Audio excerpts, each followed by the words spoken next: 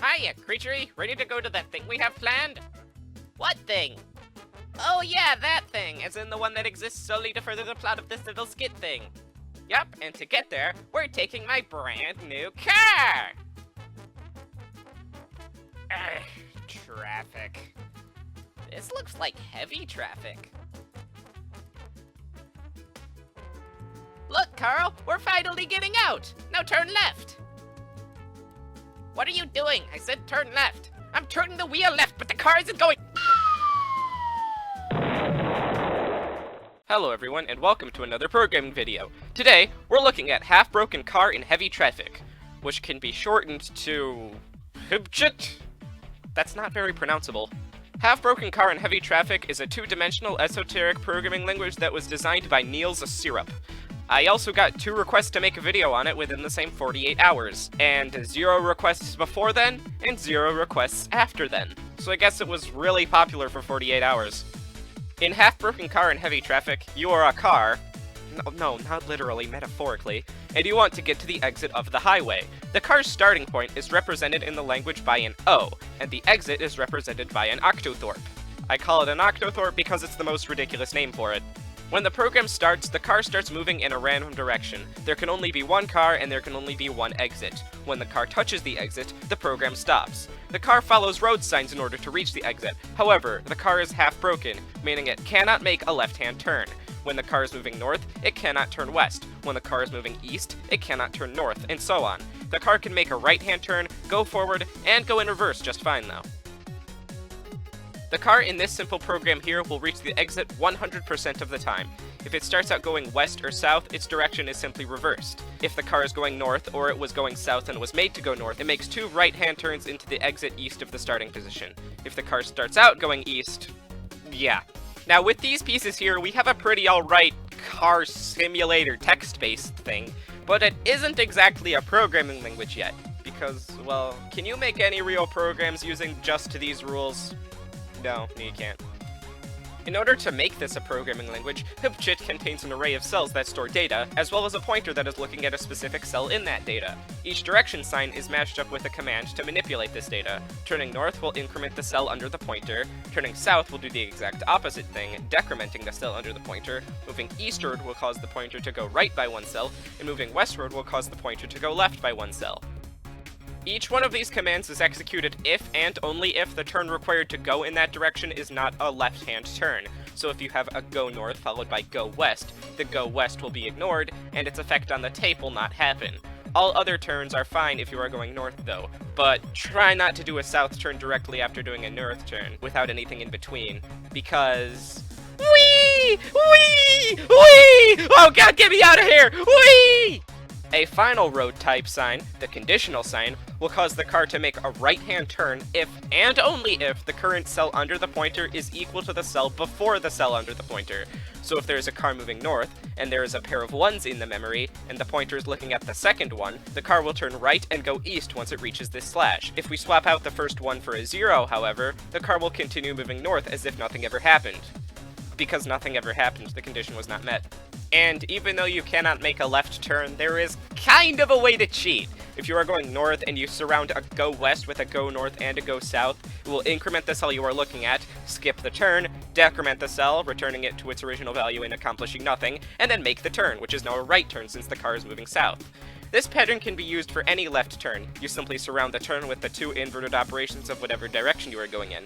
That means if your car in real life is not turning left, simply do a 180 and go right. It's totally safe! No, don't. Now you may be thinking, hey, that sounds a lot like brain F word, only with cars. And you would be correct in thinking that. That is because HBCHT is very similar to brain since they share the same concept of a tape-based storage, as well as the general idea of just being plain difficult. And speaking of being just plain difficult, let's look at a simple HBCHT program. This thing takes the number 8, puts it into 1 cell using 8 northward facing signs, and then duplicates that number into the following cell before reaching the exit. Psh, that's way more complicated than it needs to be. Look at my version. It puts 8 into a cell, goes right, does that stupid inverted left turn thing, and it's 8 into the next cell. See? This is way simpler than whatever that does.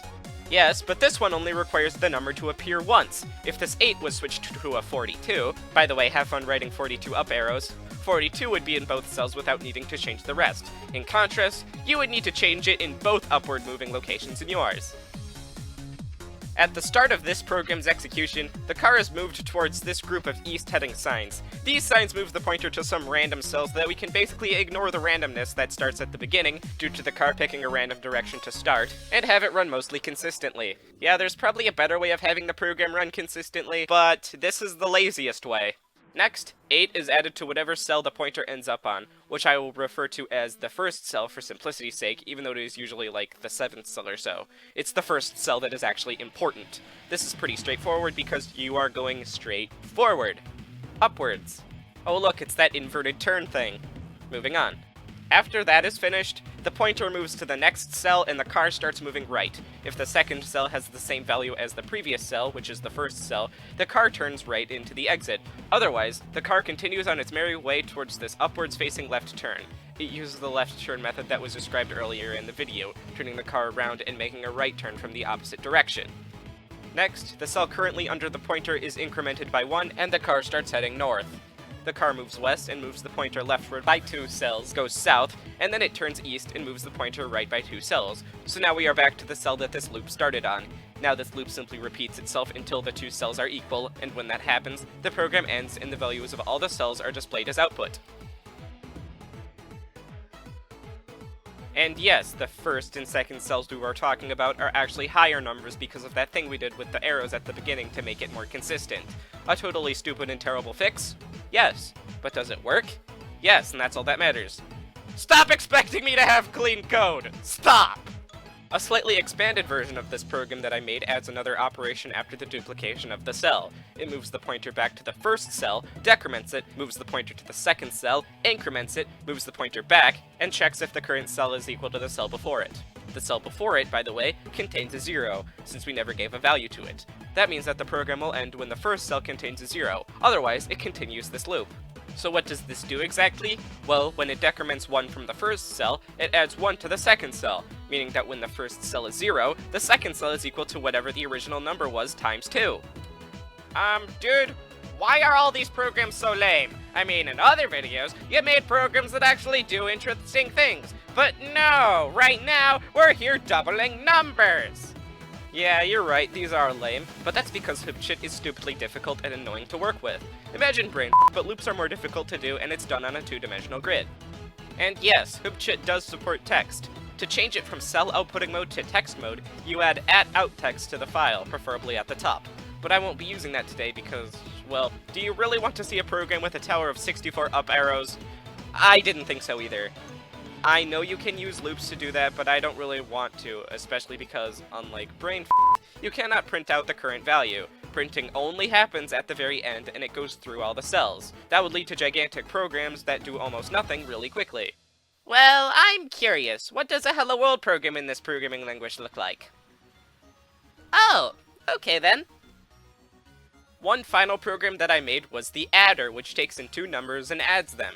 Those numbers are defined, again, by up arrow towers. One interesting thing this adder does is, when the car runs off the screen, it appears again at the bottom. This adder uses similar logic to the doubling part of the doubler program. The only real difference here is that the 2 numbers being worked with are not equal, which doesn't really affect anything.